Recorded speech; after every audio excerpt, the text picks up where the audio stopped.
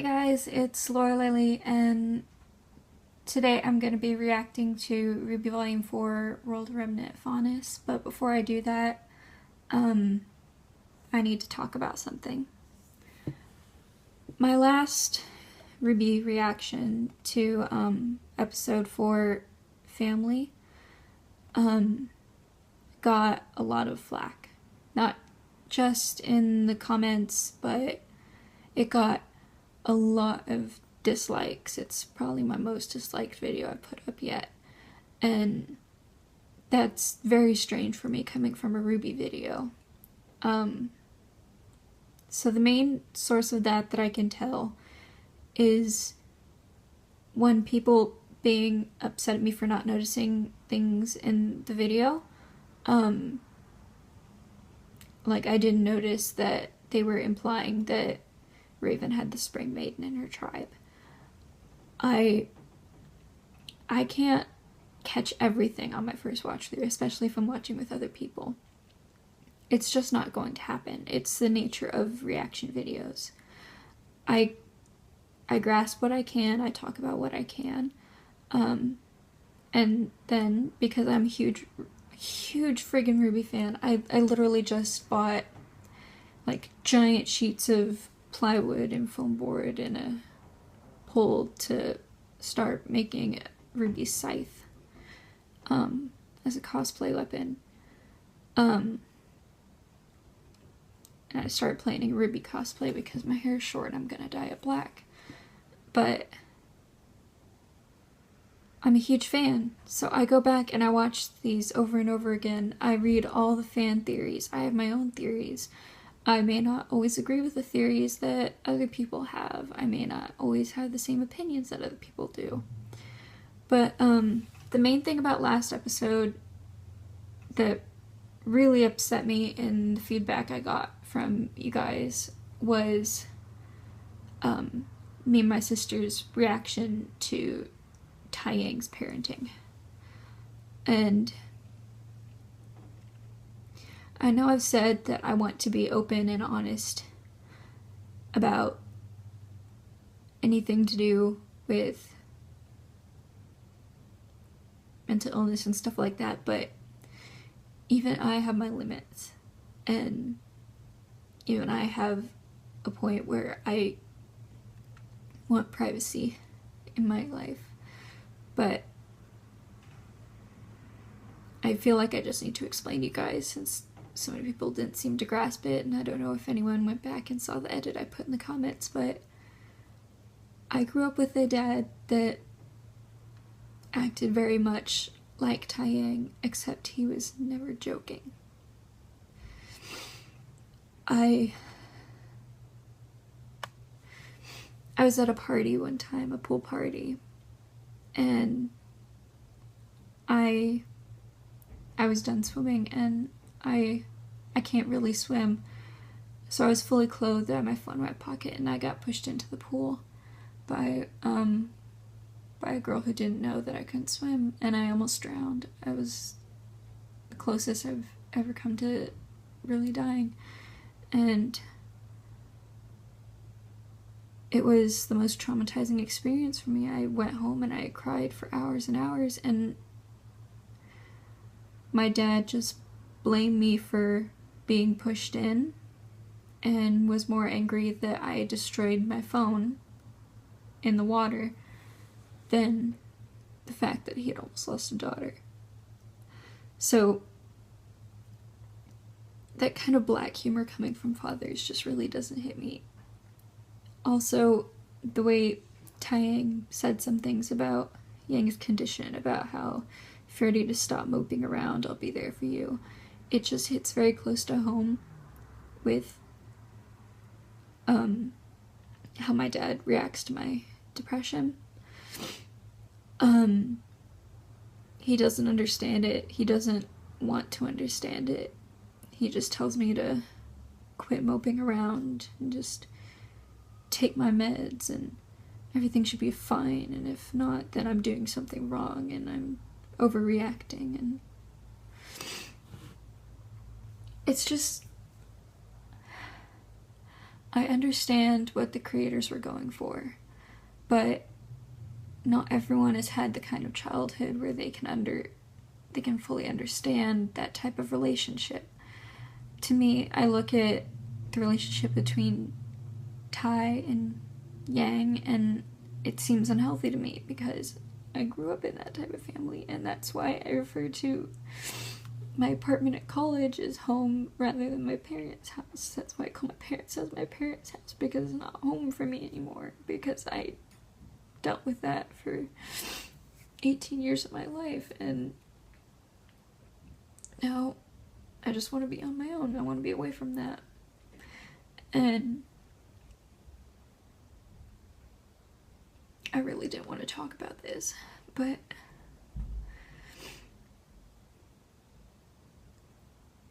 I just feel like people should not be so quick to judge or call people out or say that they're stupid or they don't understand something when they don't know the person. You guys, like, as much as I love you guys and I tell you stuff, you don't know everything about me. You never will.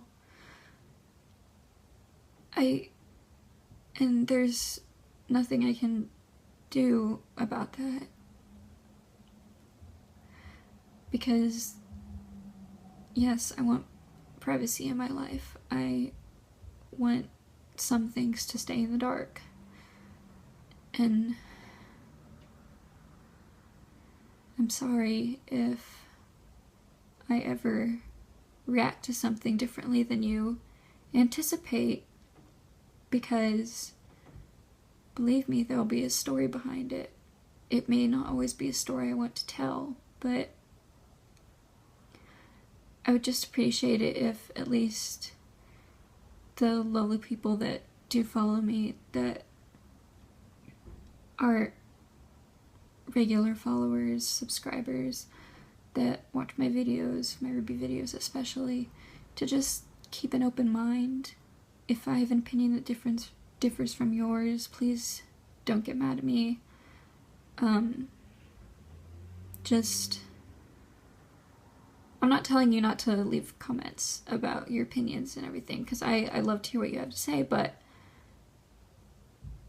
my motto in life is never to judge anyone else because of anything. And I just felt like the backlash from this last video was a bit of a judgment of my character, my intelligence, and I just wanted to let you guys know why me and my sister reacted that way to the video. Anyway, gotten really down, but hopefully Qrow will cheer me up. So let's get on and watch RWBY World of Remnant Faunus.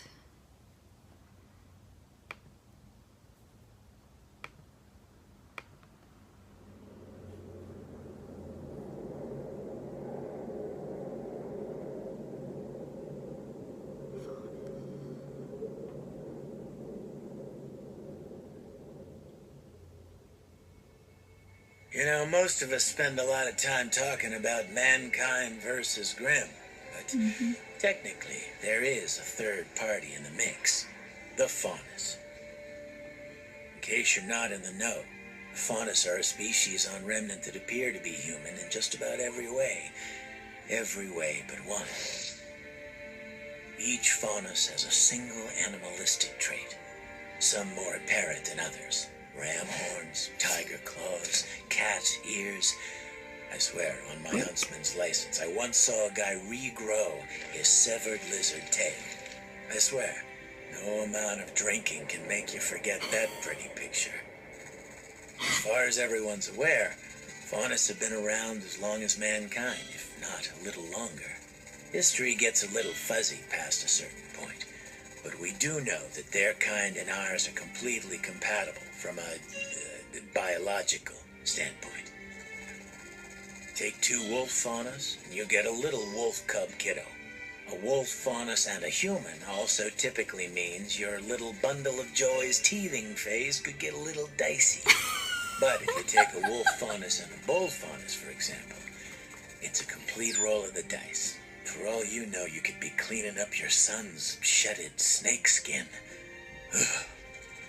Scientists are still scratching their heads when it comes to, well, a lot about faunus. I'm so glad they have Qrow narrating these. Problem. It's how we all get along. Or, in this case, how we don't. Early man was scared to death of the faunus. And honestly, it's not too hard to sympathize with that. Seeing something that looks like you and acts like you walk out of the forest and reveal a pair of fangs can be a little upsetting.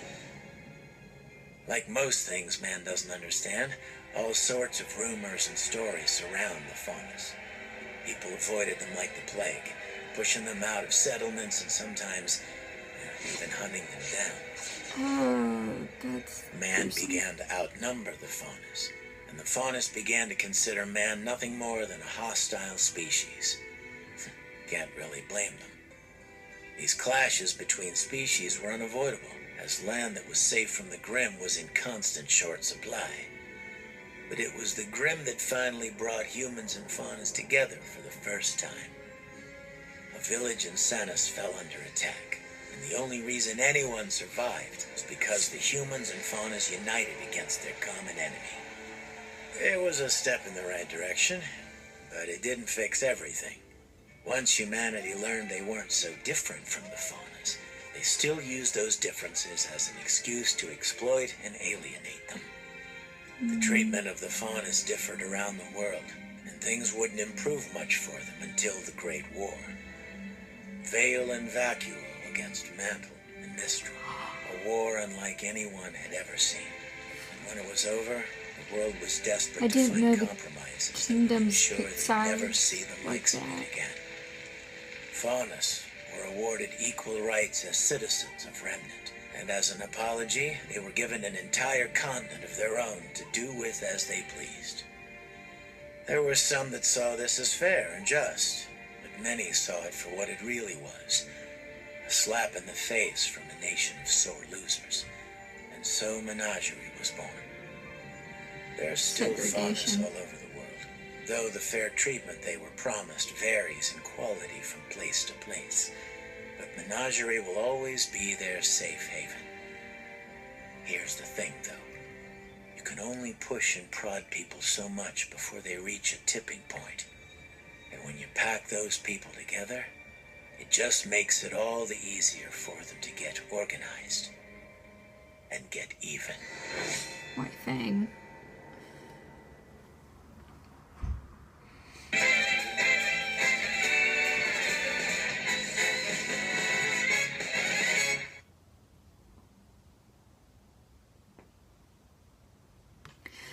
Like I said, I'm really glad they have Qrow narrating these because it really brings some joy to my life to hear Qrow talking about stuff, even if it's dark stuff. And learning more about the faunus and the war is amazing because it's something that we really don't know too much about. And Qrow touches on aspects that maybe some of us don't really think about, which is pretty funny. But I know that they put this out because next week's episode of RWBY is going to be about Blake visiting her family and seeing them in Menagerie, which should be really cool. And Sun's gonna be there too, and I can't wait to see how her parents react to Sun, because you all know how I react to Sun. But yeah, it seems like Menagerie is gonna be a pretty scary place, and I wonder if Blake might be running right into the den of everything she was just trying to escape, which really, really suck. Really, royally suck.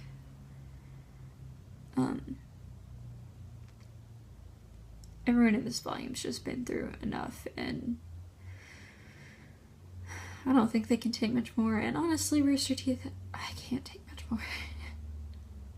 I love this show, but it's starting to grind my gears a bit. But thank you guys for watching. If you listen to my PSA, then thank you guys for listening through that. I do love you all, and I hope to see you in the next video. Bye.